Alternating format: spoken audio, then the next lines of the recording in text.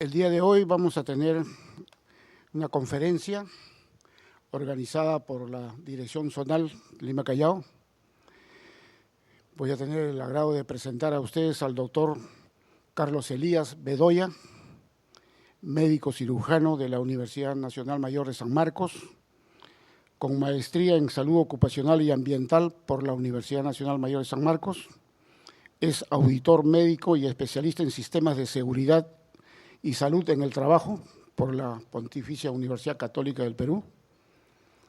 Se ha desempeñado en las áreas de seguridad y salud ocupacional, minera La Granja, empresa minera Izcaicruz, auditor de sistemas de gestión de seguridad y salud en el trabajo en la Agencia Española de Normalización AENOR Perú SAC. Actualmente el doctor Carlos Elías Bedoya se desempeña como inspector del área especializada de seguridad y salud en el trabajo de la Dirección de Inspección Laboral del Ministerio de Trabajo y Promoción del Empleo, realizando labores de fiscalización, asistencia técnica en las empresas de diversos rubros y actividades económicas a nivel nacional. El día de hoy, el doctor Carlos Elías Bedoya nos va a exponer referente a la Ley de Seguridad y Salud en el Trabajo, recientemente que está en vigencia y en toda su adecuación. Voy a hablar hoy día justamente del tema de la Ley 29783, la Ley de Seguridad y Salud, que ya tiene vigencia desde el año pasado, agosto. Tiene algunas peculiaridades con relación a la normativa vigente anterior. Vamos a conocer de repente que era el Decreto Supremo 009, que obligaba a las organizaciones a implementar sistemas de gestión de seguridad y salud en el trabajo al interior, ¿no? Y había otra normativa complementaria en relación a lo que estipulaba para constitución de comités, en lo que estipulaba para lo que era notificación de accidentes de trabajo, la resolución ministerial 148 y otras normas, decretos supremos complementarios. Bueno, la ley ha asumido ya, le ha dado un mayor énfasis, un mayor rango a la normativa, ya dejó de ser un decreto supremo, ahora se convierte en ley, y adicionalmente se ha publicado el 27 de abril último el reglamento de la ley, ¿no? Un reglamento que había sido prepublicado en diciembre, de repente alguno de ustedes lo ha visto en el peruano, en la cual ya aterriza muchos puntos específicos en relación al reglamento, en relación a comités y algunos detalles en relación a aplicabilidad de ciertos elementos del sistema de gestión, especialmente en lo que es la organización y la planificación, ¿okay? Entonces, vamos a ir hablando, como ya hemos presentado más o menos los antecedentes conocidos en relación a esta normativa actual y vigente, y que ya ha dejado de lado, ya derogó las otras normativas, ¿no? Tanto el 009 como la 148, como la 08, como la 09, la 010, que son normas que eran complementarias, ¿ok?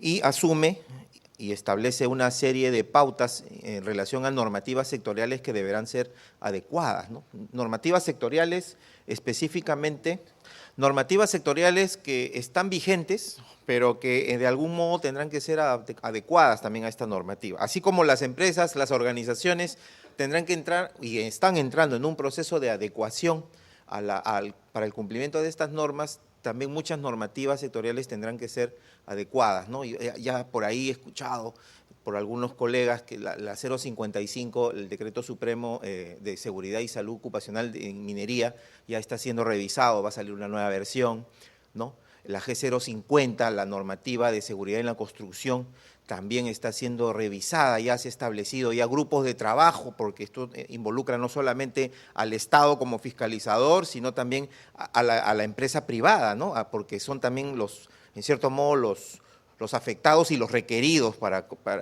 el tema de seguridad, ¿ok? Muy bien, entonces, en relación a esta presentación de hoy, básicamente lo que yo quería es plantear estos tres objetivos, básicamente conocer la base legal, qué requisitos mínimos establece en seguridad, ¿no?, para la organización y que sean compatibles con la norma, así como la documentación requerida, porque todo sistema de gestión requiere una documentación, un registro adecuado. También brindar información sobre la adecuación, en esto lo podríamos ir hablando un poco en dinámica con algunas preguntas que ustedes crean convenientes en relación al sistema de gestión, en torno al cumplimiento de la normativa, lógicamente, y conocer también la base legal, esto es la última parte de la presentación, en relación a los criterios para hacer y realizar inspección de trabajo, fiscalización, pero en materias de seguridad y salud, ¿ok? Ahí en el ministerio, de repente lo conocen, hay 3 áreas de trabajo de inspección y fiscalización. Uno es el área laboral, netamente, que ve el tema pues que conocemos de planillas, jornadas, CTS, liquidaciones, etcétera. El otro es el tema de derechos fundamentales, que habla básicamente de lo que son los derechos a la huelga, por ejemplo, ¿no? Libertades sindicales, convenios colectivos, que son derechos fundamentales, y el otro elemento es el grupo de trabajo que está constituido en el ministerio es el de seguridad y salud, ¿no? Entonces, al cual pertenezco yo. Entonces, yo del tema de huelgas y esas cosas, no es mi especialidad, así que yo vengo por este tema específico, ¿ok? Entonces, ¿y cómo es el criterio que nosotros tenemos para hacer esta fiscalización? Vamos a ir hablando un poco la secuencia de cómo la hacemos y en qué concluye finalmente cuando se realiza, ¿ok?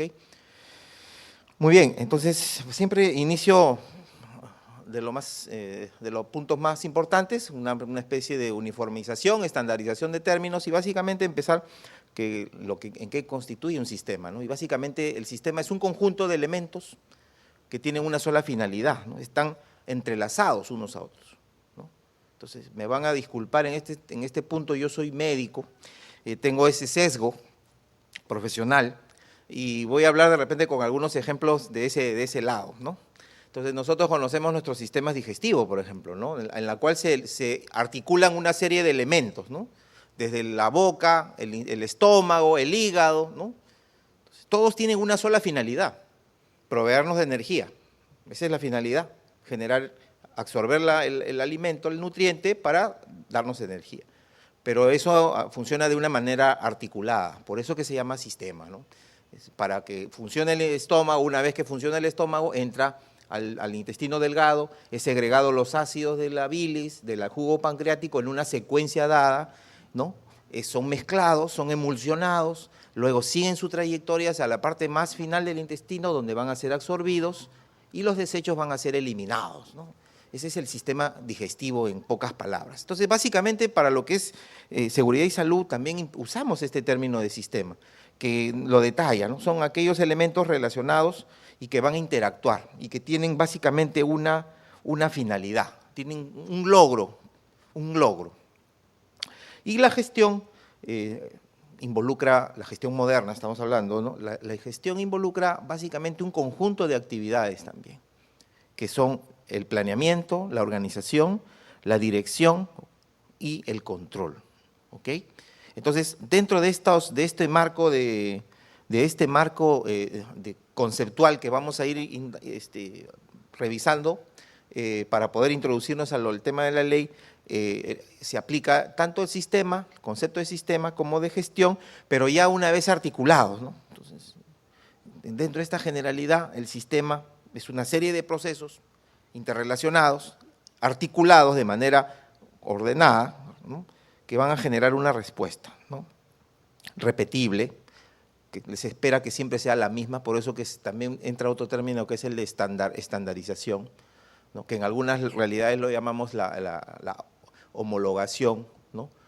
Homogenización en cierto modo, y se le denomina sistema de gestión básicamente porque contempla un conjunto de responsabilidades, compromisos, uso de recursos, ¿ok?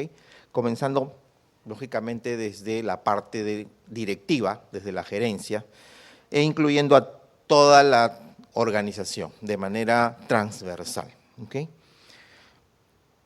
Para que se garantice, de alguna manera, que se vayan a tomar todas las acciones y las medidas en relación a prevención de riesgos laborales y en relación a la seguridad y la salud ocupacional, ¿ok? Entonces, el sistema de gestión en seguridad y salud es un sistema ya planificado, vamos a ir hablando un poco de esto también, documentado, tiene que tener esos requisitos, que sea verificable toda la acción debe estar documentada, debe ser sustentada, y eso tiene una repercusión también cuando se hace el tema de inspección del trabajo, ¿no? Y que debe ser sostenible en el tiempo, debe ser mejorable en el tiempo. Entonces debe tener ciertos elementos que contemplan en cierto modo lo que es la mejora continua, y lo establece la ley también, ¿no? Para ir administrando, gestionando los peligros al interior de la organización, los riesgos existentes y que están asociados a las operaciones principales de la organización. ¿Ok? Entonces todos estos componentes se articulan y se deben estar integrados a la razón de ser del negocio, como le llamamos nosotros, ¿no? La razón de ser de Senati es capacitar, generar competencias en las personas. Entonces, esa es la razón del negocio. Para hacer esa labor deben estar integradas también los elementos de seguridad y salud en el trabajo, ¿ok? Esa es la idea. Entonces, ya pasamos a un punto importante, que lo que establece la ley en su glosario, y en el Decreto Supremo 005, que es el reglamento de la ley, se establece ya una definición que actualmente ya es la vigente en la normativa, en relación a sistemas de gestión. ¿Qué cosa es un sistema de gestión ante la normativa de trabajo? Y es básicamente lo que hemos hablado, ¿no? Es todo ese conjunto de elementos articulados, interrelacionados, que tiene un objetivo, ¿no? Que tienen gestionar los riesgos, los peligros en los lugares de trabajo, en los ambientes de trabajo, en los puestos de trabajo, con la finalidad de prevenir daños, prevenir riesgos laborales, ¿okay? Mejorar las condiciones de seguridad y salud, ¿okay? Otro elemento importante es la noción del daño, que nosotros manifestamos de manera repetida, vamos a hacerlo también durante la exposición. Nosotros daño lo entendemos bajo dos concepciones, básicamente. Una concepción de daño es el daño ocasionado por el accidente de trabajo. Ese daño que todos de repente alguna vez lo hemos testimoniado, visto en algún lugar. Que cumple los requisitos de accidente, que sea durante la ejecución de las labores, ¿no? Pero que sea un evento repentino, súbito, y que ocasiona daño, lesión corporal a la persona, al trabajador en este caso, ¿no? El ejemplo claro es trabajo de altura, alguien cae, sufre un daño. Ese es un ejemplo de daño por accidente de trabajo. El otro ejemplo, el otro tipo de daño en seguridad y salud es el daño relacionado a enfermedad ocupacional, o como modernamente ahora se le llama enfermedad relacionada al trabajo. Ese es el otro tipo de daño. A diferencia del accidente, que es algo dramático, súbito, ¿no? Repentino, la enfermedad ocupacional no tiene esas características. La enfermedad ocupacional generalmente es silente, empieza de menos a más, es de curso progresivo, muchas veces no tiene síntomas, entonces, pero es un daño comprobado, se puede verificar un daño comprobado, ¿no? El ejemplo clásico podría ser la intoxicación por metales pesados, por ejemplo, ¿no? A exposición a plomo, exposición a mercurio, que son metales pesados, ¿no? Y que van siendo incorporados durante las jornadas de trabajo por la persona, por el trabajador, y van teniendo un efecto en la lesión. Y este efecto muchas veces la persona asume que son otras condiciones, tiene otros problemas de salud y piensan que son enfermedades comunes muchas veces, pero no es así, son enfermedades que van yendo progresivamente y son de evolución tórpida, le llamamos nosotros, pero que generan un daño, ¿no? Esos son los dos tipos cuando yo me refiero a daño, indistintamente puede ser a uno o a otro, ¿ok? Muy bien. Y para eso, todas estas definiciones vienen enmarcadas ya en un conjunto normativo, tanto a nivel internacional como, por ejemplo, lo que establece ya la Organización Internacional del Trabajo, cuyas siglas en inglés son la ILO, ¿no? La International Labour Office. Entonces, establece ya su sistema de gestión en seguridad y salud ocupacional. Desde el año 2001 estableció los llamadas directrices sobre los sistemas de gestión en seguridad y salud en el trabajo.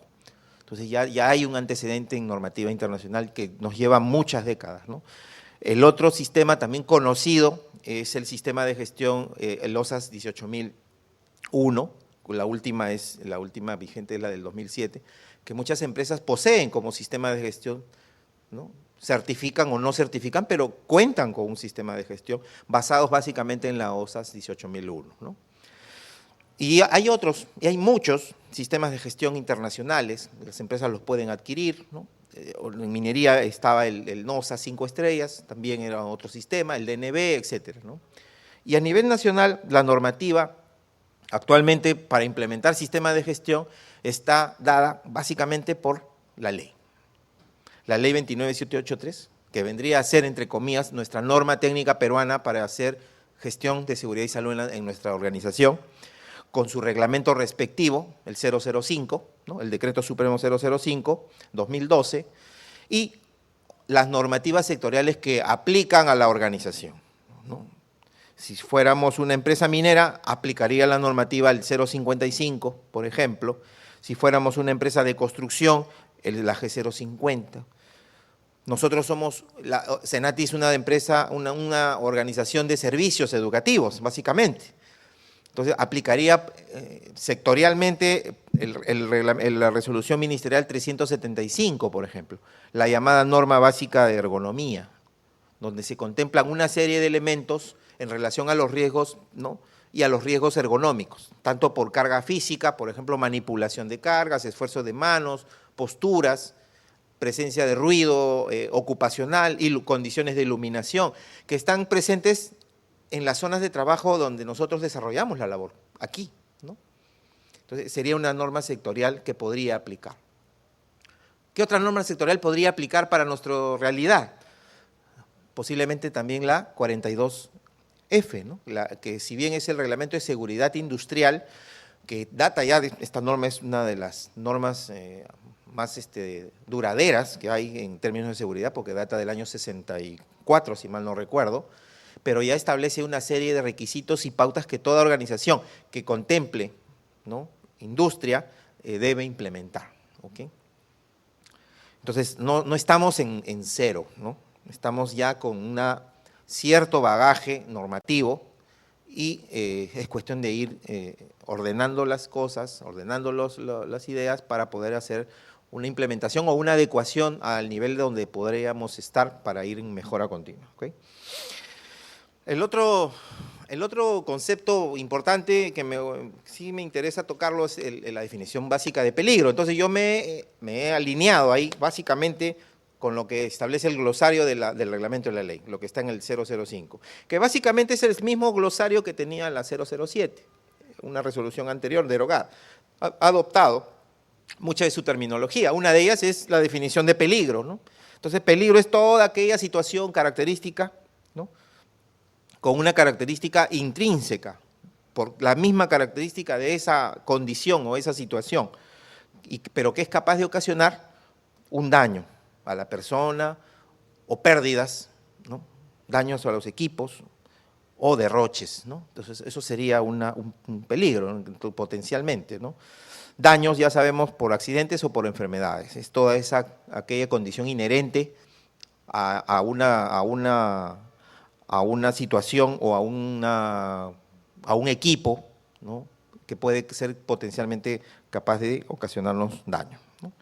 Y bueno, y los ejemplos abundan, ¿no? En nuestra área de trabajo, me imagino, todos un poco estamos relacionados al tema de industria, ¿no? Y en nuestras áreas de trabajo abundan los peligros, ¿no? Tenemos peligros de tipo físico, por del riesgo de contacto con energía, el ruido es un peligro, ¿no? Alguna vez escuché por ahí, la vida es un peligro también, ¿no? Sí, pues, la vida es un peligro. Pero, de todas maneras, de lo que se trata, vamos a ir hablando un poco más adelante, es cómo gestionamos esto y lo minimizamos el riesgo intrínseco. Los ejemplos de peligro están también por la presencia de radiaciones ionizantes, no solamente por el tema de radiaciones, rayos X y fuentes radioactivas, ¿no?, sino por otro tipo de fuentes que podemos usarlas también en nuestra industria. Otro peligro importante es el de temperaturas, ¿no?, por sobrecarga térmica, por ejemplo, ¿no?, cuando tenemos hornos, cuando tenemos calderos en lugares también implementados para ello. El otro tipo de peligros que también tenemos, que son comunes, son los peligros químicos, ¿no? Básicamente por el estado de la materia en sus diversas formas, ¿no? Por ejemplo, los vapores, los gases, los humos, ¿no? Generan que los agentes químicos puedan ser inhalados, puedan ser absorbidos por nuestro organismo, constituyen peligros básicamente durante la ejecución de nuestras labores, ¿no? Otro tipo de peligros también son los llamados peligros biológicos, ¿no? Que eso a veces depende mucho del rubro en el cual nosotros nos podemos desempeñar. Hay peligros biológicos de tipo, por ejemplo, en un hospital, ¿no? Peligro biológico lo constituyen las enfermedades que traen los pacientes para el personal que labora en un hospital, ¿no? El lugar donde está una planta física de una empresa, también puede haber presencia de peligros biológicos, ¿no? Yo trabajaba hace un tiempo en una refinería y en los alrededores de los límites había presencia de arácnidos y serpientes, por ejemplo. Entonces, si uno iba caminando descuidado por ahí, potencialmente se estaba exponiendo a ese riesgo, a esos peligros, y podía tener un daño, ¿no? Entonces, eso hay que también localizarlo en relación a nuestras instalaciones. El otro peligro, y este sí importante, por el tema que compromete a casi todos, si no a todos, son los peligros de tipo ergonómico, caracterizados básicamente por lo que son los sobreesfuerzos, lo que establece en la norma de la 375, ¿no? Los sobreesfuerzos, las posturas desfavorables, los levantamientos de cargas, las posturas inadecuadas o posturas desfavorables, ¿no? El esfuerzo de manos y muñecas, la combinación de movimientos combinados, se llama así, ¿no? Flexión con rotación, por ejemplo, que los podemos ver sobre todo en área de tipo industrial. Entonces, constituyen ejemplos de peligros ergonómicos. Y otro peligro importante, emergente, porque siempre ha estado ahí, pero que no ha tenido la debida, digamos, atención, son los tipos de peligros llamados psicolaborales o psicosociales, ¿no? En España le dicen psicolaboral, pero acá en nuestra normativa se ha adoptado la palabra psicosocial, ¿no? Caracterizados básicamente por los contenidos de las tareas, el tema de las relaciones humanas entre los trabajadores en relación horizontal o vertical en relación a las jerarquías impuestas en la empresa, el tema de la organización del trabajo, las jornadas, las cargas de trabajo, que pueden generar un daño a la persona, ¿no? Potencial de daño. Uno de ellos, conocido, todo el mundo a veces lo habla, el estrés, por ejemplo, ¿no? El estrés laboral que he mencionado, que es una entidad difícil de comprobar, de verificar, porque el estrés no depende solamente de lo que podamos tener en nuestro centro de trabajo, sino en otros escenarios de nuestro desenvolvimiento de vida, ¿no? Puede ser intradomiciliario, puede ser en el círculo social en el cual nos desenvolvemos, y el otro es el tema laboral. Entonces, el estrés, la formación de estrés también es multifactorial, ¿no? Entonces, hay que también importante reconocerlo. Muy bien. Y hay otros tipos de peligros, ¿no? Los tipos de peligros mecánicos eléctricos, dados básicamente por equipos, maquinarias móviles, equipos que tienen movimiento, partes rotatorias, herramientas inadecuadas, o sea, lo que uno puede tener dentro de una instalación de tipo industrial, básicamente, ¿no? O de manufactura. Explosivos, materiales inflamables, sustancias químicas, son ejemplos de peligros de este tipo, mecánico-eléctrico. O instalaciones a presión, presurizadas, ¿no? Por ejemplo, los calderos, los recipientes a presión, etcétera, ¿no? El otro tipo de peligro conocido es el de los llamados peligros locativos, ¿no? Caracterizados básicamente por la falta de orden y limpieza, ¿no? Que en ergonomía a veces decimos ergonomía, el 80% de ergonomía es orden y limpieza. Si en una institución o una organización contamos con orden y limpieza, se solucionan muchos problemas de ese tipo. No solamente el tema de peligros locativos en sí, sino también algunos tipos de ergonómicos, ¿no? Los trabajos en altura, los espacios confinados también constituyen peligros locativos, ¿no? Muy bien. Y también la norma refiere lo que es la definición de riesgo y lo detalla como la probabilidad, básicamente la misma definición que se conoce a nivel internacional, esta probabilidad de que un peligro se materialice, ¿no? En determinada condición de trabajo, en determinadas condiciones ambientales, y que genere daño a las personas, a los equipos y al medio ambiente. Entonces, esa es la definición estandarizada por el Decreto Supremo 005. El otro término que se aplica y que está vigente, el término de incidente y el término de incidente peligroso, ¿no? Que es similar al de accidente de trabajo, pero en la cual no ocurre un daño, no ocurre daño. Y se acuña también el término de incidente peligroso que no estaba definido adecuadamente en la normativa anterior.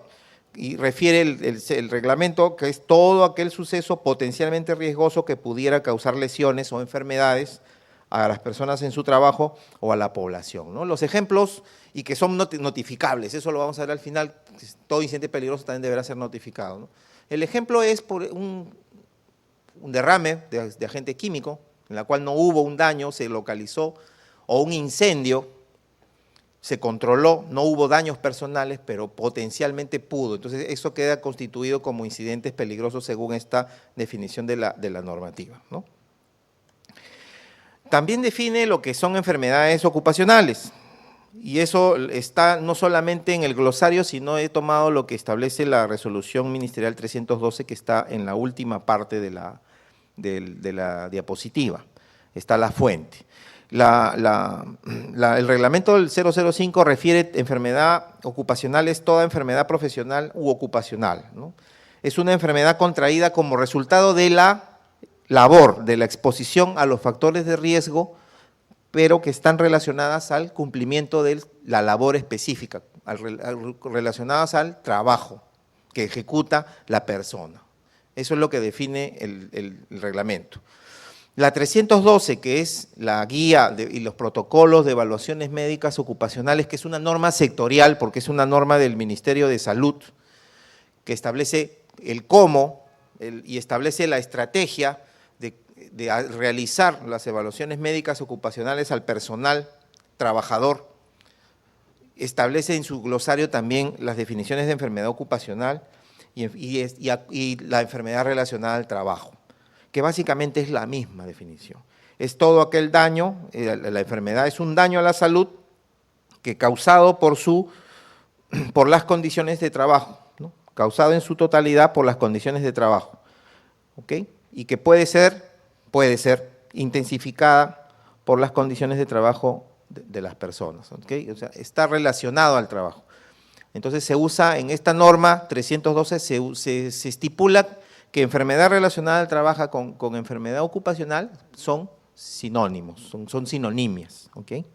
Entonces es importante contemplar que la definición está relacionada siempre a todo deterioro de la salud, a todo daño, ¿no?, ocasionada por el cumplimiento del trabajo, en la cual las condiciones de trabajo influyen negativamente sobre este ser humano, sobre este cuerpo biológico y desencadena un daño X, un daño que se denomina lumbalgia mecánica por sobreesfuerzos, que se puede denominar neumoconiosis, se puede saturnismo por intoxicación por plomo, ya tiene nombre y apellido según lo que es el daño determinado, ¿no? Entonces, eso lo establece la 312 como norma sectorial del Ministerio de Salud que está vigente, ¿no? También habla la 005 de lo que establece la gestión de la seguridad y salud. ¿Qué es gestión de seguridad y salud? Y refiere que es toda la aplicación de los principios de la administración moderna, o sea, organizar, planificar, dirigir y controlar a la seguridad y salud, y que la integra al negocio de la organización, la integra a la razón de ser de la organización. En este caso, brindar servicios, generar competencias. Esa es la razón. Para yo hacer esa labor, deben estar integradas también las normas, los principios de seguridad y salud. ¿Ok? A diferencia de la gestión de los riesgos, que también establece el 005, y que habla de que la gestión de riesgos ya es un procedimiento ya, ¿no? A diferencia de gestión de la seguridad, era aplicación de principios de administración moderna. La gestión de los riesgos es básicamente ya procedimientos que nos va a permitir, como organización, caracterizar, una vez caracterizados los riesgos, ¿no?, aplicar las medidas de control más adecuadas y mitigarlos, ¿no? No los vamos a poder eliminar en la medida de lo posible, pero al menos hacerlos dentro de los límites que le llamamos los tolerables, ¿no? Y medir estos efectos en el tiempo. ¿Okay? Muy bien, entonces ya habremos un poco hablado de la terminología común, de lo que es la normativa, y ahora sí vamos a hablar un poco ya directamente de la ley. Y la ley básicamente tiene un objetivo, el cual es promover una cultura, dice, de prevención de riesgos laborales en nuestro país. ¿Y esto por qué? Sencillamente por la realidad en la cual vivimos. Nosotros vivimos en una realidad en la cual todos los días suceden accidentes de trabajo. Muchos de ellos son accidentes de trabajo de tipo incapacitante permanente, es decir, hay pérdida de partes humanas que le ocasionan al trabajador mutilación y que lo imposibilita después a seguir siendo productivo. Entonces es una realidad dramática y que de alto costo no solamente a la persona, sino también a nosotros, como a la sociedad como Estado, ¿no? Entonces esta norma procura, ¿no?, se tiene como ese objetivo fundamental promover una cultura de prevención de riesgos laborales en el país. ¿Okay? Y aplica a la totalidad de los sectores económicos. Aplica al ámbito privado, aplica al ámbito público. Aplica dentro del ámbito a los rubros de minería, a los rubros de servicios, comercio, industria, manufactura, a la totalidad de rubros económicos, sea cual fuere su objeto. Y comprende a la totalidad de trabajadores dentro de estos ámbitos. ¿Okay? Y establece básicamente la ley, la norma, el estándar mínimo, la valla mínima a cumplir. Si nosotros como organización tenemos un sistema de gestión que supera a la norma nacional, a la ley 29783, excelente, en buena hora. Pero como mínimo lo que se exige actualmente a las organizaciones y a las empresas es que cumplan la ley 29783 y su reglamento, con su norma sectorial se aplica. Entonces, eso es lo que establece básicamente la norma, el estándar mínimo de cumplimiento para prevenir riesgos laborales. Y habla la norma de un conjunto de principios, 9 principios, que están ahí expuestos. El principio de prevención, muchos de ellos delegados, muchos de ellos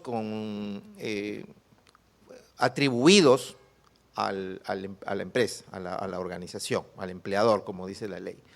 Entonces, es importante también cuáles le competen netamente al empleador, cuáles pueden ser mixtos, es decir, con componente de participación de trabajadores. Entonces, pero, por ejemplo, el principio de prevención que constituye en que debe primar las actividades preventivas en prevención de riesgos laborales antes que las actividades de curación, llamémoslo así, antes que las actividades en las cuales ya se instauró un daño. Porque muchas veces lo vemos en las empresas, ¿no? Ocurre un accidente de trabajo, recién a raíz de ese accidente se establecen las acciones correctivas, los cambios. No, el principio de prevención lo que establece es que la responsabilidad la tiene el empleador en prevenir, de que tenga una actitud proactiva para disminuir la posibilidad de daño a las personas en la ejecución de sus labores. Eso establece básicamente el principio de prevención, porque el principio de responsabilidad le atribuye al empleador la responsabilidad por los daños producidos. No solamente la responsabilidad de los daños producidos, sino también la responsabilidad de liderar el sistema de gestión. Entonces, ese es el segundo principio de la ley. El otro principio es el de cooperación. El principio de cooperación que establece que debe haber un diálogo, debe haber un consenso también entre las tres partes involucradas.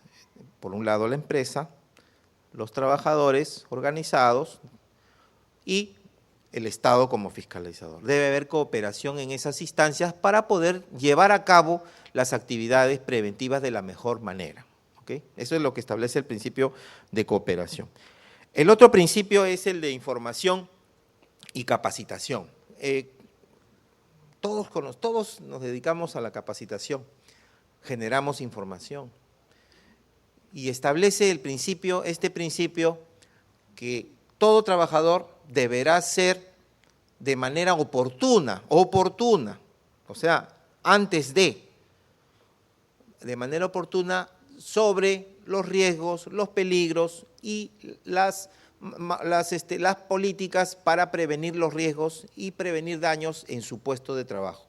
Y eso lo tiene que brindar el empleador. La capacitación y la información dice suficiente, necesaria y oportuna. Ese es el principio básicamente de información y capacitación. Pero también lo opuesto, todo trabajador tiene que informarse a través de algunos instrumentos y herramientas que tiene el sistema de gestión, que lo vamos a ir viendo más adelantito. Uno de ellos es, por ejemplo, la obligatoriedad de conocer nuestro reglamento interno de seguridad y salud. Entonces, la información y capacitación involucra a ambas partes. El otro principio que establece es el de gestión integral, que ya lo hemos adelantado antes, que consiste en que todas las actividades preventivas, todas las actividades de prevención deben estar integradas a la razón de ser de la organización, a la razón de ser del negocio, como le llaman también, ¿no? Entonces, yo hago capacitación, yo hago formación, yo hago adiestramiento técnico y profesional, lo debo hacer de manera segura y saludable. Eso es lo que establece el principio de gestión integral, ¿ok? El otro principio que establece la norma es el de atención integral de la salud. ¿Y qué cosa, cómo se come esto de atención integral? Entonces, explicarlo es un poquito complicado. Prefiero darles un ejemplo. Si sucediera un accidente de trabajo, alguien baja estas escaleras y literalmente se tuerce el tobillo, sufre un esguince, ¿no? Cae, entonces inmediatamente se establece la cadena de auxilio, ¿no es cierto? Se llama a una ambulancia, este trabajador, viene los paramédicos, de repente viene el médico, lo inmovilizan, lo colocan en la camilla, lo llevan al hospital, al Seguro Social, por ejemplo, o a una clínica particular. En esta clínica o en este Seguro Social, este trabajador va a recibir una atención de un médico. Se supone que si se ha caído, se ha golpeado o se ha torcido el tobillo, el traumatólogo es el especialista que lo debería ver, ¿no es cierto? Muy bien, lo llaman al traumatólogo, este traumatólogo lo evalúa. Adicionalmente, él para poder diagnosticar tendrá que tomar una placa, una radiografía o un examen de sangre de repente. Entonces, va a usar otros servicios complementarios. Todo eso es el servicio integral de salud. Todas esas prestaciones que se le da a una persona por razón de un daño determinado, ¿no? Por accidente de trabajo en este caso, o por una enfermedad ocupacional. Todos esos servicios que recibe de salud se llama servicio integral, porque es una integralidad. Va desde el diagnóstico, el tratamiento, el manejo y más allá, hasta la rehabilitación, porque esa persona va a quedar enyesada, por ejemplo. ¿Y cuánto tiempo le tomará recuperarse de esa esguince? De repente 10 días, 15 días. ¿Pero inmediatamente va a salir corriendo a jugar fulbito? No, no es cierto. Va a tener que hacer un proceso de rehabilitación. Entonces, eso es parte de la atención integral. Es todo lo que una persona debería tener y contar para recuperar su salud al 100% en la medida de lo posible. Ese es lo que establece el principio. Todo trabajador debe tener o debe contar con atención integral de la salud. De eso se propone la ley. El otro principio que establece es el de consulta y participación, en la cual ya se plantea desde el punto de vista de los comités la participación, los mecanismos de consulta a los trabajadores para elegir el comité paritario y su participación activa en ello, ¿no? Tanto como votantes para elegir, como para proponer, sino también para ser elegidos como miembros del comité. Entonces, ahí atribuye una función muy importante al diálogo entre las partes para poder establecer uno de los elementos importantes que es del sistema de gestión en nuestro país, que es el llamado Comité de Seguridad y Salud en el Trabajo. ¿Ok? Entonces, este principio de consulta y participación garantiza que se realice esa elección, que se llegue a constituir un comité de acuerdo a lo que establece la norma. ¿Ok? El otro principio de la ley es el principio de la primacía de la realidad. Este principio de la primacía de la realidad es un término que ha sido traído del derecho, ¿ya? Yo no soy abogado. ¿Hay algún abogado acá? ¿Hay algún abogado? Sí. Doctor, usted de repente me podrá dar una explicación breve en sus palabras de lo que es principio de primacía de la realidad. O sea, lo que la realidad impone es lo que nos ha dicho. Y es cierto, lo que es primacía de la realidad básicamente es, vale lo que se encuentra en una visita, lo que está en la realidad, más que lo que está en los papeles, por ejemplo. ¿Y a qué se refiere esto? Yo soy auditor también. Entonces, cuando uno hace una visita de auditoría, una fase de la auditoría es la revisión documentaria, ¿no? En la cual, por favor, acreditar información, registro de entrega de equipos de protección personal, reglamento, constitución de comités, registro de capacitación, han sido capacitados en labores y acá está, acredite, ¿no? Documentos. Entonces, la empresa, la organización puede tenerlo todo en documentos muy bonito, muy bien hecho, forradito, con sus lomos dorados, todo bien bonito guardadito. Pero uno va a las instalaciones, visita las áreas de operaciones y es un desastre, ¿no? Es un desastre. Entonces no hay una traducción, no hay una coherencia entre los documentos y la realidad inspeccionada, la realidad visitada. Entonces, ¿qué manda? La realidad. Por más que haya documentos, prima la realidad. Eso es el principio de primacía de la realidad aplicada a seguridad. ¿Ok? Entonces, y el otro principio es el principio de protección, en la cual se garantiza que todos los trabajadores deben ser protegidos en el desarrollo de sus actividades, de su labor.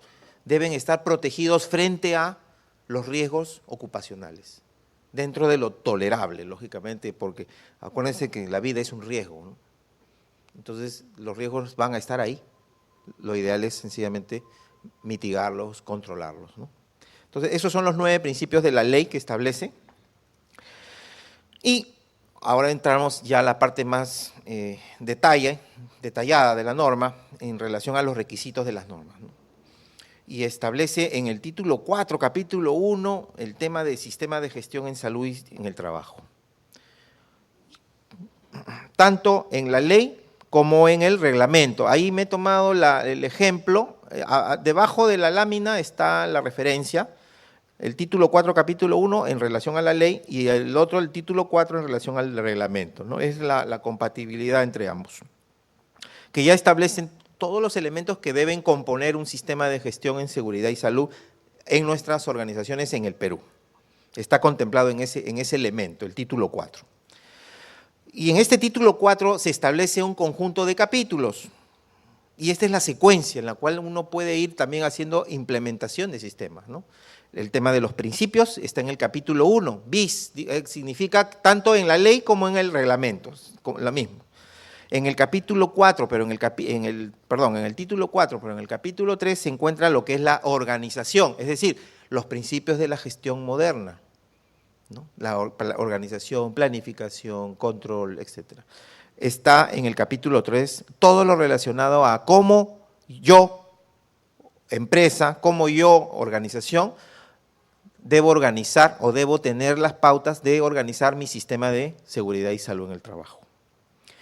Y la parte de planificación y ya aplicación del sistema está contemplado en el título 4, capítulo 4 de la ley, y en el título 4, capítulo 6 del reglamento de la ley. ¿Okay? Esa es la correspondencia en relación a las dos normas. Pero no solamente nos quedamos con la parte de organización, planificación y la aplicación, sino también ya vamos a la evaluación, porque un principio importante, no está colocado netamente como un principio en la ley, pero sí es una filosofía, es la aplicación de la mejora continua dentro de la implementación del sistema. Y para eso es importante detallar que en el título 4 está el tema de evaluación, pero también está el tema de la acción para la mejora continua, están entrelazados ahí. Y lo habla de diferentes modos, habla básicamente como una retroalimentación para la mejora, ¿no? Entonces, tanto en la ley como en el reglamento.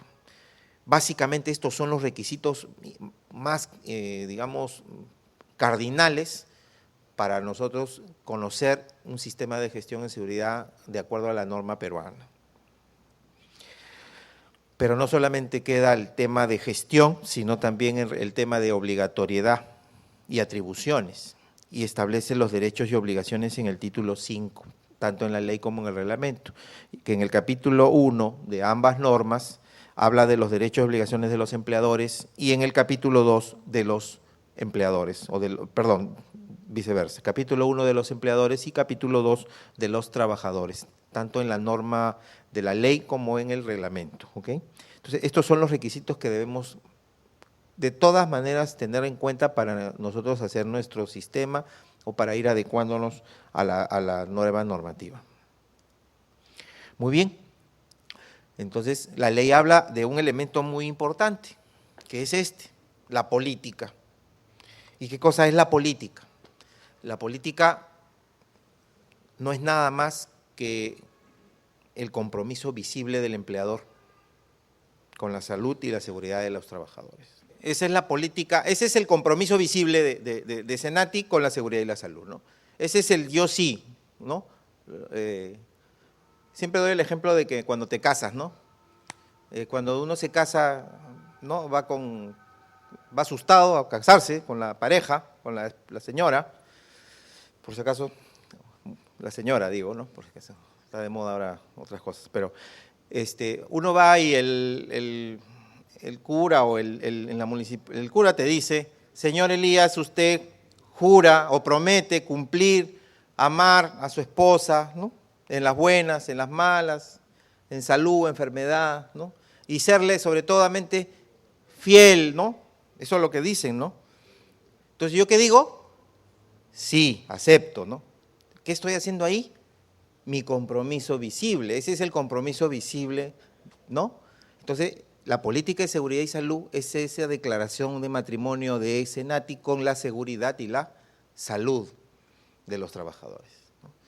Es un elemento muy importante, porque si al empleador se le atribuyen muchas responsabilidades, tiene que partir del documento de la política para ir implementando. Entonces, por eso que es uno de los elementos más que están por arriba en la ley, en la norma, es el tema de la política. Que para implementar un sistema de seguridad y salud, primero también debemos asegurar el compromiso visible de la organización, de la gerencia, de la empresa, del directorio, el nombre puede ser variado, con la seguridad y la salud de los trabajadores. ¿Okay? Entonces, ese es un elemento importante del tema de la política. El otro también que habla es que la política debe ser, es un documento declarativo, propender al mejoramiento continuo, es decir, esto no es una moda, ¿no? Esto es solamente porque está en boga la ley, qué bonito, ¿no? La ley está en boga, ¿no? O el reglamento ya salió, uy, qué bacán, ¿no? Vamos a ir, entonces, ¿no? Es una efervescencia. No, la idea no es eso, ¿no? La idea es que esto sea sostenible en el tiempo. Y la única manera que han visto los que han diseñado esta norma es propender al mejoramiento, que la empresa propenda al mejoramiento continuo. Así como hace mejoramiento continuo o mejora continua en sus procesos productivos de operaciones de negocio, también lo debe implementar para lo que es la prevención de riesgos laborales, para la identificación de los peligros, la evaluación de los riesgos, los controles operacionales, los registros, los documentos, etc. Entonces debe haber una propensión hacia eso, hacia la mejora continua. ¿Okay? Entre otras cosas, lógicamente, una de ellas, el punto B, ¿no? Que haya coherencia entre lo que planificamos y lo que realizamos, ¿no? Tiene que haber una coherencia, porque si yo agarro y digo, vamos a hacer riesgos cero acá en la empresa, eso es falacia, ¿no es cierto? Eso es mentira. Riesgo cero no existe, ¿no? Porque el riesgo siempre va a estar. Entonces debe haber siempre esa coherencia. Estas son pautas que le está dando la norma a las organizaciones para implementar de manera realista un sistema en seguridad y salud y para conocerlo, ¿no? Entonces, otro elemento importante es fomentar la cultura de la prevención de los riesgos laborales a toda la empresa, a toda la organización, a todos los trabajadores, ¿no? Porque a veces cuando sucede un accidente, ¿qué sucede? ¿Qué dicen a veces? Sí, pues me tenía que tocar, ¿no? O sí, pues le llegó la hora, o se amaneció con el pie izquierdo, y no, o sea, ven el accidente como un tema de azar, de suerte, y no es así. Entonces, y eso se debe ir, digamos, erradicando en la medida en que nosotros vamos fomentando cultura en el tema de prevención de riesgos, que los accidentes se pueden evitar, que los daños a la salud se pueden prevenir. Las enfermedades ocupacionales no están por un castigo divino, sino que sencillamente puede haber una condición y que esta condición puede ser mejorada en el tiempo, lógicamente. Entonces, eso es lo importante que establece estas pautas la política. Y para eso en uno de los incisos del tema de los principios del sistema de gestión habla de asegurar la existencia de medios de retroalimentación. Retroalimentación, desde los trabajadores a la empresa y viceversa, ¿no? Entonces uno va caminando en las instalaciones y de repente ve un cable, un conductor eléctrico, ¿no?, que está expuesto. Es un riesgo ahí. Yo tengo que generar esa actitud de retroalimentación, es decir, yo reconozco, no me voy a acercar, por supuesto, pero tendría que avisar para que otra persona que pueda caminar de repente distraída no ocurra. O sea, yo ahí, por esa acción, estoy generando retroalimentación al sistema. Ya habrá un área, de repente el área de mantenimiento, ya lo delimita eso la organización, corregirá eso, hará una acción correctiva en relación a eso, pero ya se generó una retroalimentación. Entonces, la idea de uno de los principios es eso, que se asegure esa retroalimentación. Y no con el ánimo peruano que tenemos de decir, pues, no, pucha, este es acusete, o, ¿no? O, mira, no, sino sencillamente por el tema de la mejora continua, ¿no? El otro tema es, el otro aspecto también importante, lo he acentuado un poquito porque son los que no me quiero dejar pasar, son evaluar los principales riesgos. Tratar de ser lo más exhaustivo posible. Evaluar los principales riesgos que pueden ocasionar las mayores, ahí dice pérdidas, ¿no? Más que todo, los mayores daños, ¿no?, a la salud. Pérdida no se pierde, sencillamente se ocasiona el daño. Se evalúan los principales riesgos que puedan ocasionar los mayores daños a la seguridad, a la salud de los trabajadores. Entonces, evaluar los principales riesgos, conocer, ser exhaustivo en relación a eso, identificar todos los peligros. Y cada peligro será evaluado con su riesgo respectivo. ¿Cuánto? Entonces me va a salir una jerarquía. Y en base a esa jerarquía yo establezco mis controles. Lógicamente trataré de mitigar los riesgos más elevados, más críticos. Y en menor cuantía, menor esfuerzo tendrán los riesgos más triviales. Porque la potencialidad de daño de un riesgo crítico es mayor, puede haber inclusive un accidente fatal, ¿no? Entonces, ese es el enfoque para nosotros, establecer ese criterio de evaluar los principales riesgos con gran potencial de daño a las personas, ¿no? Muy bien. El otro elemento también habla ahí, el fomentar la participación de las organizaciones sindicales en defecto de esta o en defecto de estas de los representantes de los trabajadores. ¿Y a través de qué? Básicamente a través de del comité, ¿no? Del Comité de Seguridad y Salud en el Trabajo. Entonces, la política está determinada básicamente en la ley, en el artículo 22. En el título 4, capítulo 2, está el artículo 22, que es lo que hemos estado conversando, ¿no? La empresa, en consulta con los trabajadores y sus representantes, expone por escrito la política. Y esta política debe ser específica para la empresa, lógicamente. De acuerdo a la actividad que desarrolla la organización, debe estar detallada, debe estar redactada esta política. A la naturaleza de sus actividades, ¿no? A eso se refiere. Debe ser concisa, tiene algunas características para tenerla, no debe ser un documento de 10 páginas. Generalmente la política es un documento de como máximo, una cartilla, ¿no? una página, ¿no? Debe estar adecuadamente difundida. Entonces, para usar eso, podemos utilizar, para difundirla adecuadamente, utilizamos el Reglamento Interno de Seguridad y Salud, porque en uno de los artículos está contemplado.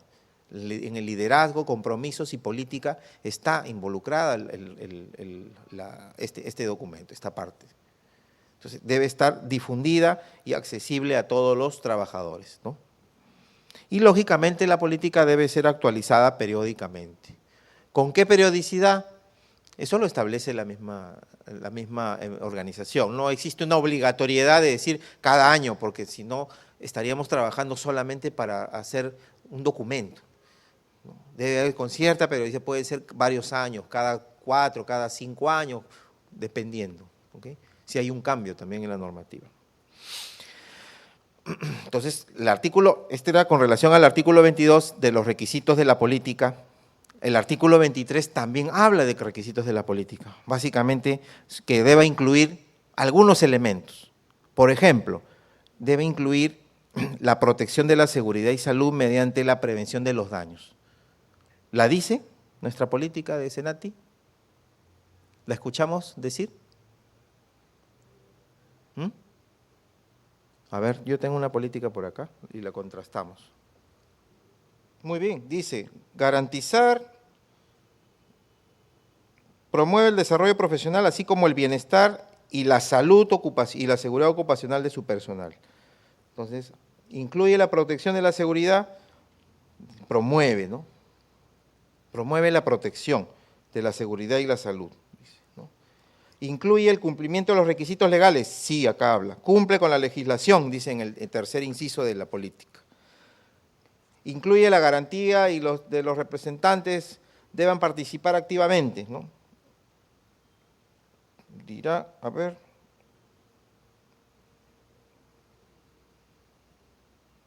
Hay elementos que hay que ir viéndolo, ¿no? Por eso es que la política de repente deberá ser actualizada periódicamente, ¿no?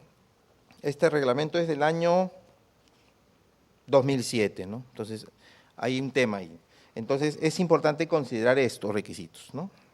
Lógicamente, los cambios no se hacen de un día a otro, ¿no? Entonces, esto implica un plan de acción, implica hacer programas, responsabilidades, y etcétera, etcétera.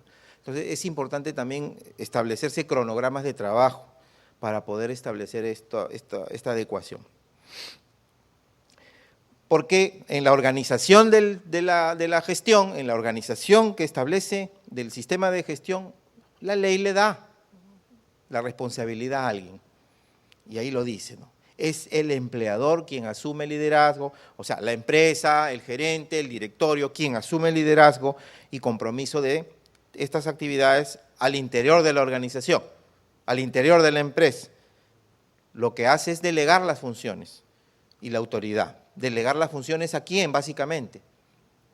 A un organismo que se crea para eso, ¿no? Por ejemplo, un comité, un supervisor en seguridad. Pero también para que le delegue, tendrán que ser personas que sean competentes, porque tienen que haber ciertos requisitos también, para que puedan realizar las labores que les asigna a los comités en la ley. Entonces, es importante que se le faculta a la empresa a delegar las funciones y que debe ser también un perfil adecuado estas personas delegadas, ¿no? En algunas áreas, en algunas instituciones, aparte del comité, también hay un área de seguridad y salud. Por ejemplo, en una industria generalmente hay unas, bueno, no superintendencias, se puede darme el servicio de seguridad y salud ocupacional o seguridad, calidad, medio ambiente, hay diversos nombres que les colocan. Entonces puedes también tener delegación de algunas partes, de algunas actividades netamente operativas, ¿no? En conjunto con el comité, si es que tienen más de 20 para arriba de trabajadores, como por supuesto. Si es menos de 20, tendrán que tener un supervisor, ¿no? Eso también hay que contemplar, ¿no? ¿Y qué debe contener el reglamento? Acá está, el reglamento de SENATI. Básicamente esa estructura, lo que establece en el inciso A, los objetivos de la política, a quiénes alcanza esto, a los trabajadores de la institución que está ubicada en tal lugar, tal sitio. Debe estar enunciado también el liderazgo, los compromisos y la política, como hemos manifestado, las atribuciones y obligaciones, tanto de la empresa en temas de seguridad, estamos hablando, esto es solo relacionado a seguridad, de la empresa, del comité y de los trabajadores, qué obligaciones y qué atribuciones tienen. Entonces es importante considerar y conocer esto. Todos los trabajadores, todos somos trabajadores de algún modo, debemos conocer cuáles son nuestras obligaciones en relación a seguridad y que también van a proteger no solamente a nosotros, a mí, a un trabajador individual, sino a otros trabajadores. Por eso es que es importante, cardinal, conocer el reglamento, leerlo. Sobre todo el punto siguiente, los estándares de seguridad y salud en las operaciones. Las operaciones se refieren a la actividad principal de la organización. ¿Cuáles son los estándares para hacer capacitación en SENATI? De seguridad, ¿no? ¿Cuáles son los estándares de seguridad para hacer adiestramiento? Entonces, debe estar detallado, y está detallado, estaba leyendo el reglamento. Pero no solamente compromete las operaciones de la organización, sino también refiere los estándares de seguridad y salud para las actividades y servicios conexos, que involucra también a los terceros. Los terceros, un dato importante, ¿no? Sensible, porque a veces los terceros tienen diferentes culturas, no están adecuados al estándar organizacional institucional, que puede ser bueno, pero los terceros tienen otro nivel. Entonces como que se relajan los terceros. Terceros pueden ser los de servicio de seguridad, el área de comedor, las personas de limpieza, ¿no? Son actividades conexas que están al interior de la organización. Entonces, nosotros como principal debemos poner la pauta, el estándar para esas actividades de manera segura, para que esas personas terceras tampoco sufran algún tipo de daño para ejecutar sus labores. Porque yo como principal puedo ser responsable de ello. Asumo la responsabilidad por ello. El otro elemento es los estándares de control y de los peligros existentes y de los riesgos evaluados. Eso está en relación a un instrumento, una matriz que se llama la matriz de identificación de peligros y evaluación de riesgos, más conocida como el IPER. Entonces, en relación a esa matriz de riesgos y peligros que está jerarquizado por áreas de trabajo, en tal área hay esta relación de peligros con su riesgo valorado. En esta otra relación se hace se consolida y se saca la jerarquía. Debe estar incorporado los estándares de control para los peligros existentes y los riesgos evaluados de las actividades de la empresa. Y el otro elemento que debe contener el reglamento es el tema de planes de contingencia, que en la norma habla de preparación y respuesta frente a emergencias. Entonces, planes de contingencia en relación a incendios, contra incendios, con relación a evacuación, por el tema que estamos ahora de los terremotos, ¿no? Vulnerables, ¿no? Entonces, y el otro, a veces se habla también de conformación para el tema de primeros auxilios, ¿no? Brigadas de primeros auxilios, evacuación y contra incendios, ¿no? Entonces, Dependiendo de la magnitud de la organización, uno puede implementar algunas, todas, ¿no? Pero debe tener algún tipo de planeamiento y preparación frente a una emergencia suscitada, ¿no? Y lógicamente el criterio es 20, ¿no? Lógicamente, Senati excede pues el número de 20. Toda empresa con 20 para arriba, mayor de 20 trabajadores, debe contar con un reglamento interno. Menos de 20 no es exigible, ¿no? Dentro de la organización de la gestión en seguridad, también habla del tema del comité. ¿Dónde lo establece? En el 005, el reglamento de la ley, su artículo 42. Establece las funciones del Comité de Seguridad y Salud. ¿Y cuáles son esas funciones? Básicamente, hacer cumplir la ley, ¿no? La ley de seguridad. Pero más aún, hacer cumplir la ley de seguridad, pero adecuada a la empresa. ¿Qué es esto? El reglamento interno. ¿Okay? Entonces, el reglamento interno contempla las obligaciones, los derechos, los estándares, la política, los compromisos de las actividades principales, las actividades conexas y los planes de emergencia. O sea, toda la ley está aquí, aplicada a la organización.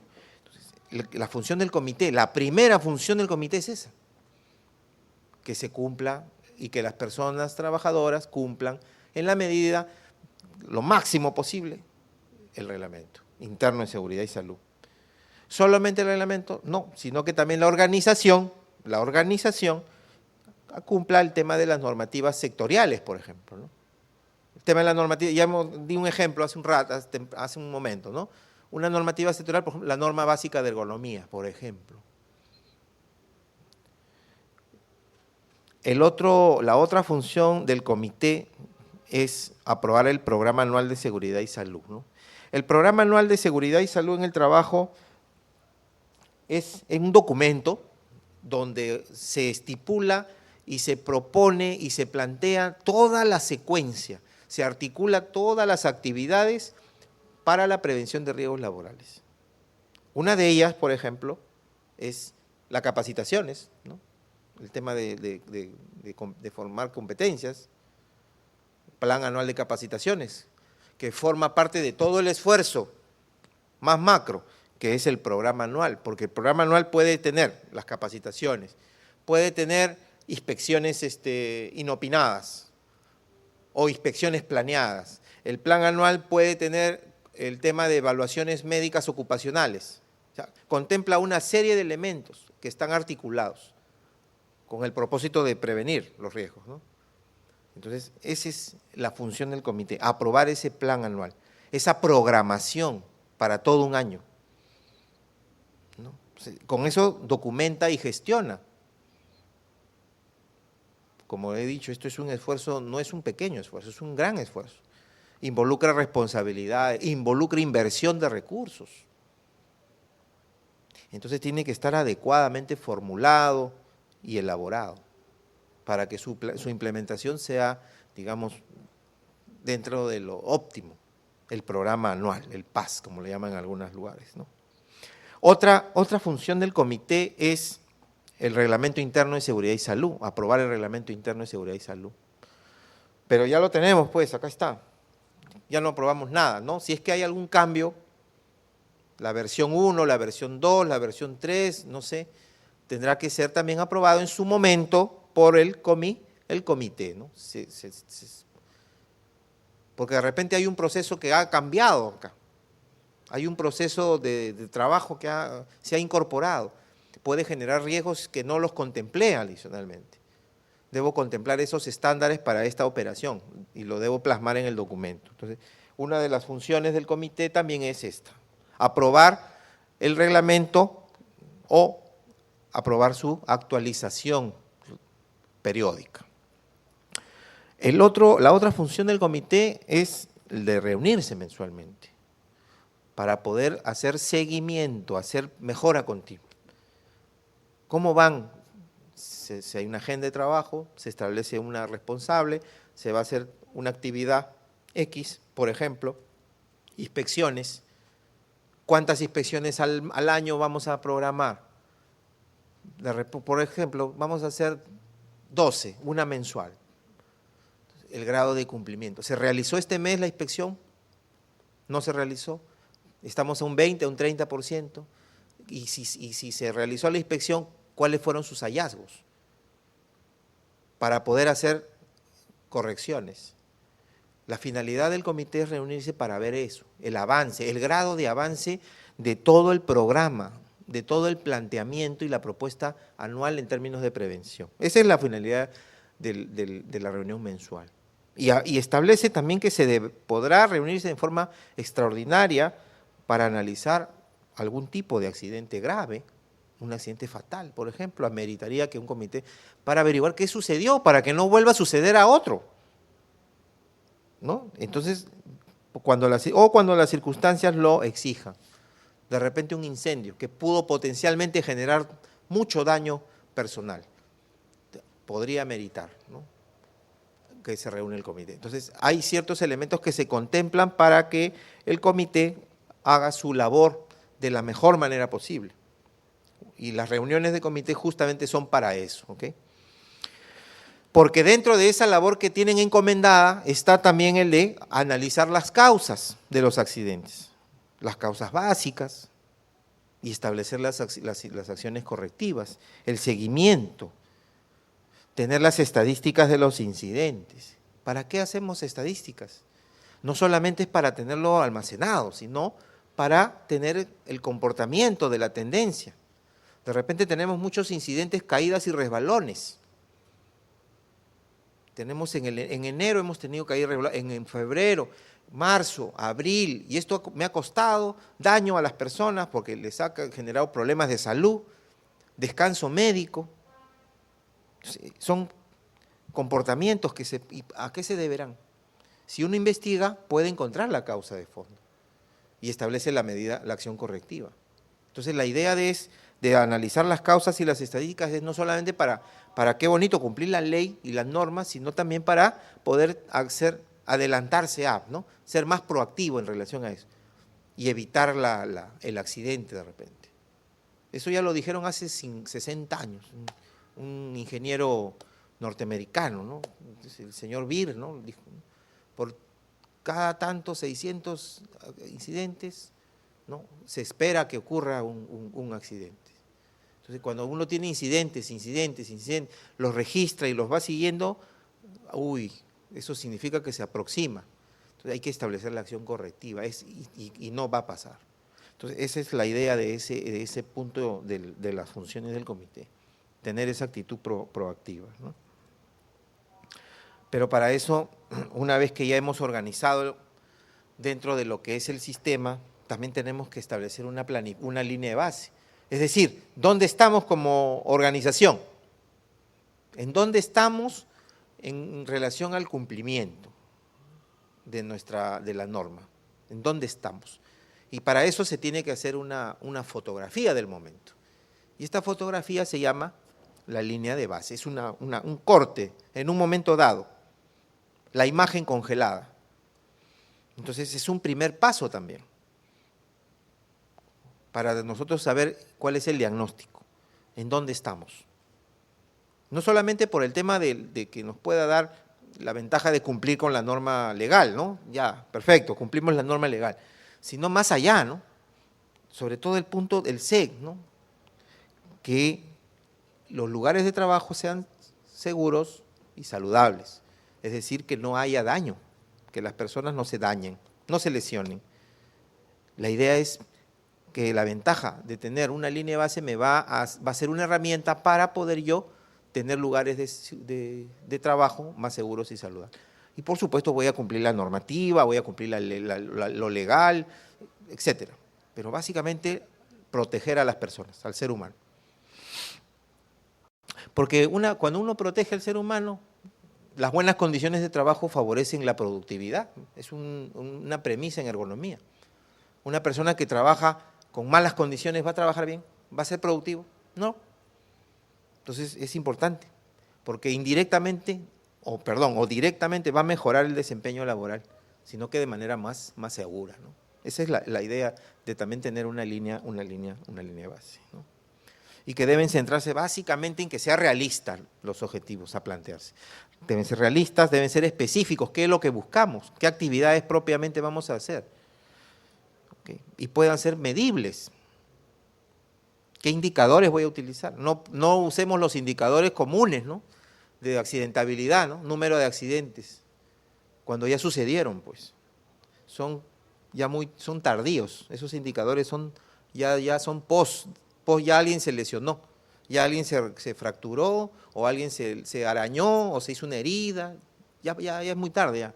Esos indicadores no nos sirven, ¿no? Pero de repente sí, ¿no?, número de capacitados sobre el número total, o sea, de alumnos, de trabajadores, perdón, ¿no? Indicadores más proactivos que me puedan decir yo estoy en proceso de, ¿no? Y debe comprender todas las fases, debe comprender la identificación de peligros, la evaluación de los riesgos, las medidas de prevención, las medidas de control. Debe comprender también la mejora continua de los procesos. Todo es factible de ser mejorado, dice. Ese es el principio. Debe comprender otros elementos que son más administrativos. Uno de ellos es el tema de adquisiciones y contrataciones. Yo adquiero un equipo para hacer mi negocio, compro equipo, maquinaria. Para yo hacer adiestramiento, compro un equipo nuevo. Este equipo reúne características de seguridad y salud. ¿Qué estándares me exige? Porque este equipo viene a reemplazar otro de repente, o va a cambiar un proceso. Entonces, ese cambio va a generar riesgos mayores que los que tenía o menores. Entonces, también debo contemplar esos cambios, esas variaciones. Contrataciones. ¿A quién traigo yo a mi casa a trabajar? Lo debo yo darle, por eso uno de los principios es, debo yo dotarle de la información y capacitación suficiente y oportuna en relación a los riesgos laborales, ¿no? Entonces, contempla estos elementos también. Porque muchas veces se cambia un proceso, se compra una maquinaria y sucede el accidente de trabajo. Entonces, cuando se hace el análisis, se descubrió que el equipo no fue adecuadamente valorado en su riesgo. Y lógicamente también debe comprender un nivel de participación de los trabajadores y su capacitación en temas de prevención de riesgos laborales, ¿no? Se debe incorporar la participación de los trabajadores. ¿Qué comprende también dentro de lo que es el tema del sistema de gestión? ¿Qué comprende la vigilancia y el control de la seguridad? Comprende todo, básicamente los procesos, los procedimientos. Para poder hacer seguimiento tenemos que hacerle seguimiento a todo lo que involucra la gestión, con la finalidad de buscar desvíos, ¿no?, identificar fallas, deficiencias. De repente ese cable pelado que vimos es una deficiencia.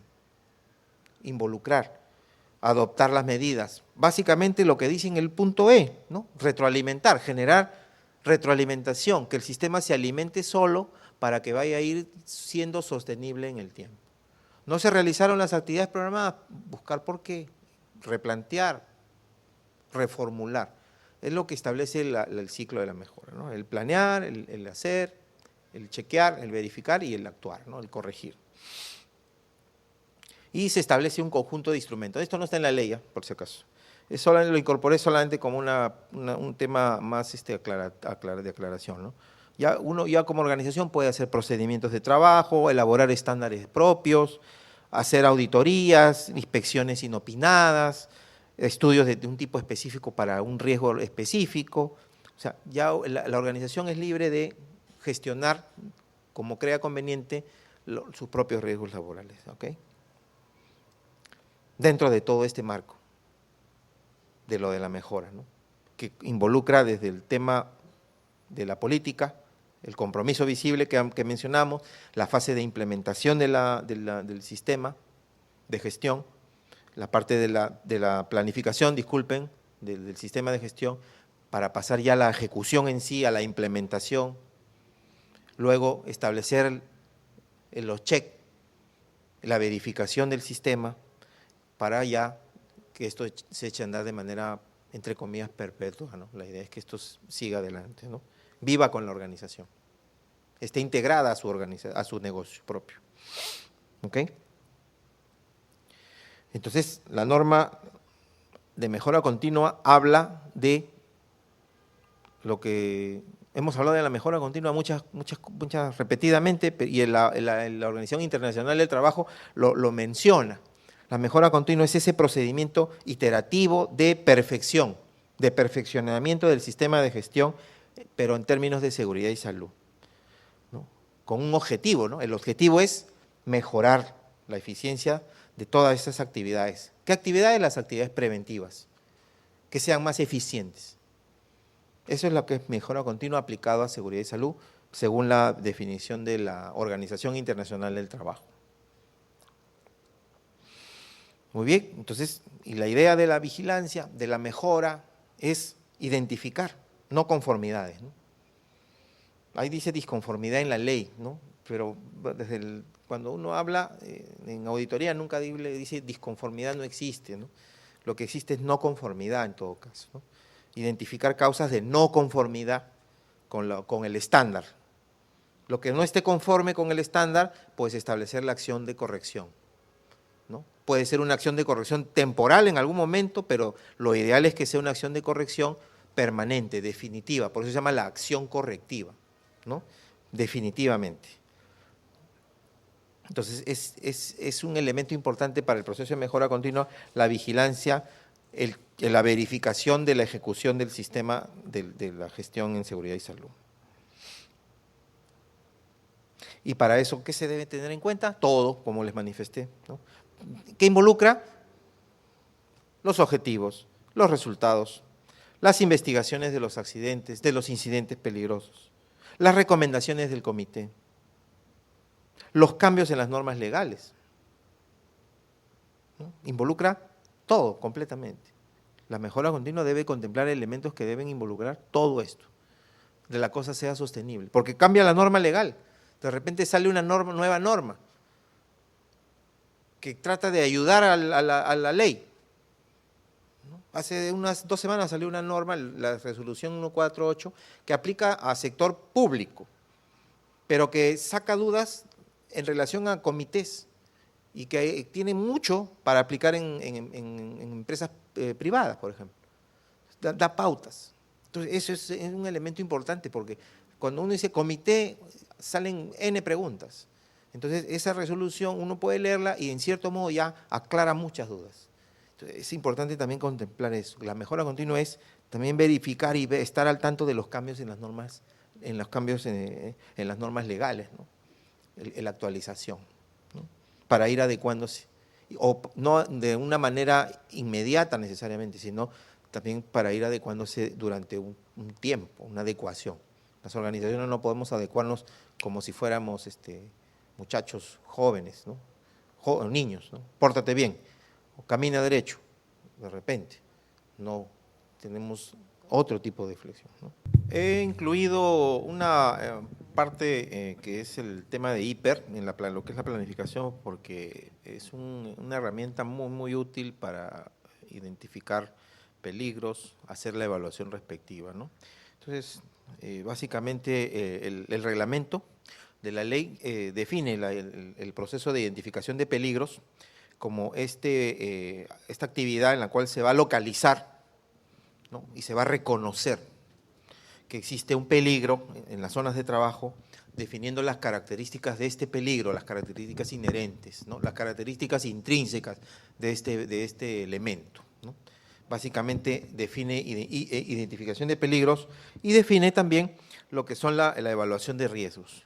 Pero ya la evaluación de riesgos no es, a diferencia de identificar el peligro, solamente localizarlo y determinar su calidad intrínseca, sino ya establece un proceso activo posterior a localizar el peligro, en la cual se va a valorar, se va a dar una cuantificación a este riesgo, la potencialidad del daño, en relación a grado, en relación a la gravedad, a la severidad y a la consecuencia de este riesgo. Entonces, se determina, hay muchas metodologías para hacer hiper, ¿no? Básicamente, se parte de una premisa, que los peligros se localizan, se identifican, los riesgos se cuantifican, se evalúan.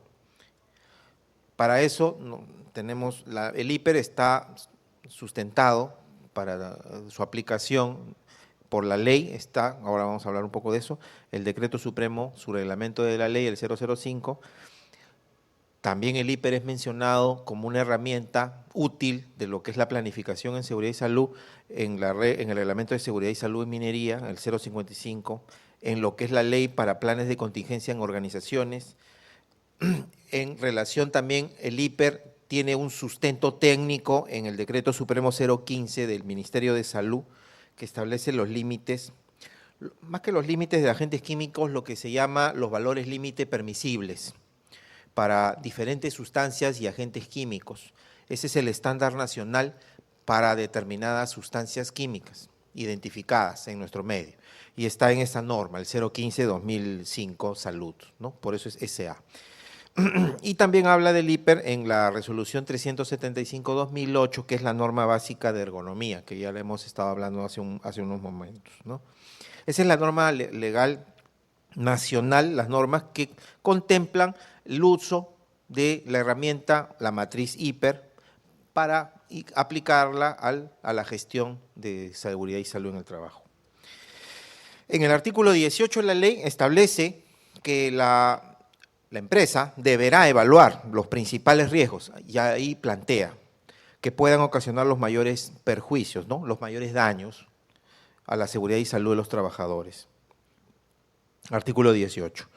En el artículo 39 también menciona que la gestión de los riesgos laborales, estamos hablando de la gestión de los riesgos ocupacionales al interior de mi empresa, debe comprender, por un lado, medidas, debo entonces establecer medidas de identificación de peligros, de prevención y de control de estos, ¿ok? Entonces establece. Adicionalmente, establece la mejora continua dentro de estos procesos y debe incorporar también algún cambio de los procesos, que pueden ser en las adquisiciones o en las contrataciones también, ¿ok? Entonces ese artículo 39 ya propone y plantea y obliga que la organización debe implementar medidas o uso de instrumentos como el hiper. En el artículo 57, hemos estado en el artículo 39, en el artículo 57 habla de que se deben ir evaluando los riesgos con cierta periodicidad. No todos los riesgos. El empleador actualiza la evaluación de riesgo una vez al año, ¿no? Pero no significa que toda la totalidad, necesariamente. Pueden ser los riesgos más críticos. ¿Cuál ha sido el comportamiento? ¿Cuál ha sido el grado de riesgo tolerable en relación a los controles establecidos? ¿Han habido nuevos riesgos que se han incorporado a la actividad económica, a la actividad productiva de la organización? Entonces, para eso se van a actualizar esta herramienta, este hiper, por lo menos una vez al año. ¿Okay? O como la misma norma del artículo 57 refiere, o cuando cambien las condiciones de trabajo o se hayan producido algún daño a la seguridad y a la salud, que es posible que no se pudo identificar en algún momento un peligro. Se trata de ser exhaustivo, pero a veces ha habido ejemplos. Entonces, a veces en un accidente o en una lesión determinada se determinó que había un peligro ahí. Se incorpora eso al hiper. No fue de repente porque la empresa omitió o lo excluyó o lo minimizó, no, sino que sencillamente no lo reconoció. Entonces, a través de un evento indeseado sale y se incorpora, ¿no? Es factible. Y el objetivo básicamente de la hiper, de la identificación de peligros y evaluación de riesgos, es justamente localizarlos, cuantificarlos, con qué frecuencia, evaluar con qué frecuencia y severidad están en función de los factores de riesgo identificados, vamos a hacer un ejemplo, para posteriormente definir cómo lo va a controlar estos peligros o estos riesgos. ¿Cómo va a controlar? Si tengo un riesgo crítico, ¿qué hago yo para controlar? Yo como organización, ¿cómo controlo? Entonces, por ejemplo, tenemos los procesos de trabajo. En un proceso hay actividades. O sea, a ese nivel de resolución tengo que tener yo elaborado mi hiper, ¿no? Un proceso de trabajo, de este proceso tengo varias actividades. Cada actividad puede involucrar una tarea o varias tareas, una actividad.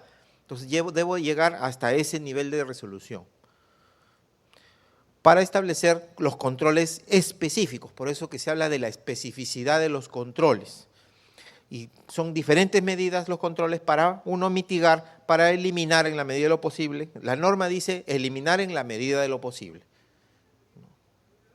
Lo ideal es controlar el impacto, minimizar, mitigar el riesgo, a través de diversos mecanismos, ¿no? Habla, aquí en el ejemplo están los procedimientos de trabajo seguro, por ejemplo, es una manera de mitigar el riesgo, disminuir la posibilidad de que alguien al manipular un equipo o una maquinaria se lesione. Entonces, establezco procedimientos de trabajo, es un procedimiento administrativo. ¿Ok? Puedo establecer permisos de trabajo.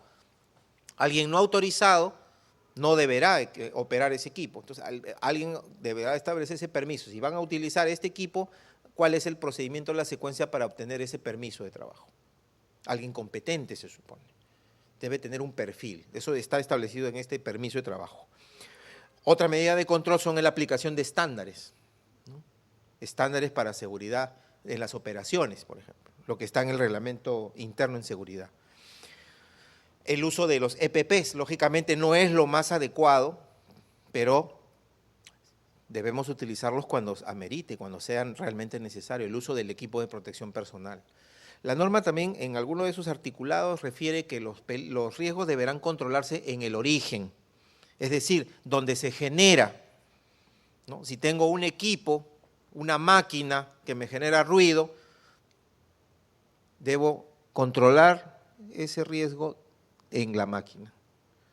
Pero si no me es posible, debo hacer el control en la transmisión del riesgo, es decir, la fuente, ¿no? ¿Qué haré? Pues lo enclaustro, la máquina es muy ruidosa, le pongo pues un muro, le hago mantenimiento mecánico, lo aceito, le pongo resorte, le pongo, etcétera. Evito la propagación de ese agente al receptor, ¿no? Y el otro es, lógicamente, el equipo de protección personal, ¿no? Tengo esas tres instancias, llamémoslo así, hasta 4 son, pero para poder yo mitigar, ¿no? Dice, la medida de lo posible en el origen, ¿no? Porque muchas veces implementar un cambio es esfuerzo, tiempo y recursos. Entonces lo que se debe establecer es planes de mejora. Cambiar una infraestructura, ¿no? Potencialmente dañina por una infraestructura menos dañina, implica un costo, implica un tiempo de ejecución, de organización, planificación. Entonces, en la medida de lo posible, se podrá hacer. Si no, se verán las alternativas que la empresa puede tener, medidas de ingeniería, por supuesto, o medidas administrativas de control de riesgos. Entonces, eso es lo que establece la norma y es lo que se debería hacer, ¿ok? Y esto es porque a veces cuando uno va a una empresa, no es el ejemplo de Senati, va a una empresa textil, muchos equipos de trabajo, muchas maquinarias son de hecho que son extranjeras, ¿no? Inglesas, bueno, indias, hindúes, ahora hay mucho, son británicas, son de otros países, y son antiguas, son de los años 60, de los años 50, equipos antiguos, ruidosos, o tienen partes móviles que no tienen guardas. Entonces, uno no puede decirle a una empresa necesariamente, oye, ¿sabes qué? Esta máquina no debe funcionar. La sacas, la botas y traes una nueva, ¿no? Pero esta máquina me cuesta $3 millones, ¿qué hago? ¿No? O sea, debe establecer un plan, debe hacerle un programa de mantenimiento. O sea, la organización debe demostrar el esfuerzo por mejorar las cosas. ¿Ok? Debe demostrar un esfuerzo por mejorar. Si no tiene guardas, porque durante los años sucesivos que han pasado, han trabajado en esa máquina, le sacaron las guardas, ya no se las volvieron a poner, porque eso pasa en nuestra realidad. Implementar las mejoras. ¿ok? Mejorar el estándar de operación de ese equipo. Entonces, de eso se trata también el tema de gestión del riesgo, ¿no? Y establecer los controles, ¿no? Entonces, definimos, y esto ya lo estamos haciéndolo un poquito repetido, ¿no? Para hacer nuestro hiper, los factores de riesgo, el peligro, ahí está en la lista, hay ruido, electricidad, la escalera es un peligro, ¿no?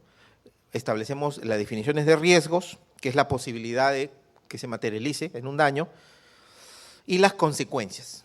En relación a las consecuencias, a un factor, básicamente a la integridad física, ¿no? De la persona. Estamos hablando de personas, seres humanos. Daños a la salud, daños materiales o daños al medio ambiente, ¿no? En ese enfoque está el tema de consecuencias en relación a al hiper. Y se valora la gravedad, ¿no? Ahí tenemos una tabla. Esta tabla, esta cuantificación es de una empresa minera, por ejemplo. Estoy dando el ejemplo.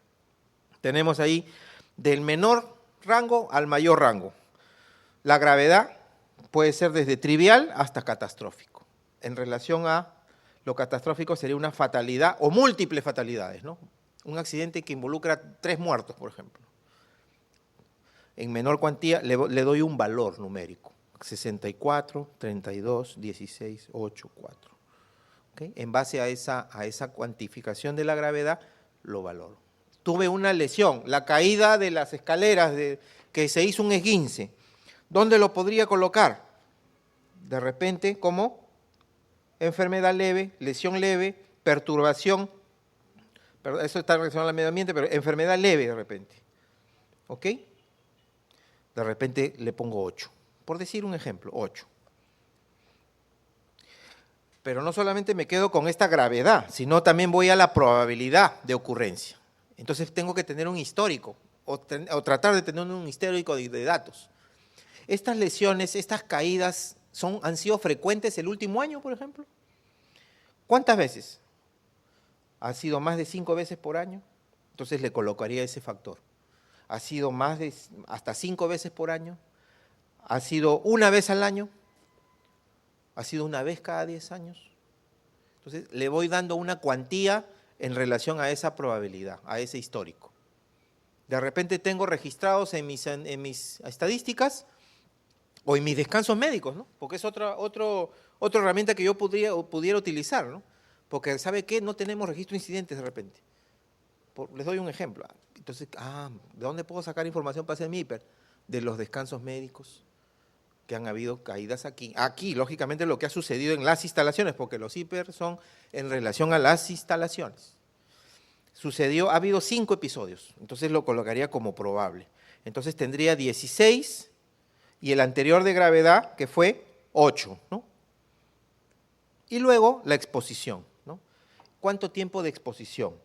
Es una exposición irrelevante. Según el grado de exposición, le doy también un factor, un peso, que va del 1 al 5. ¿Ok?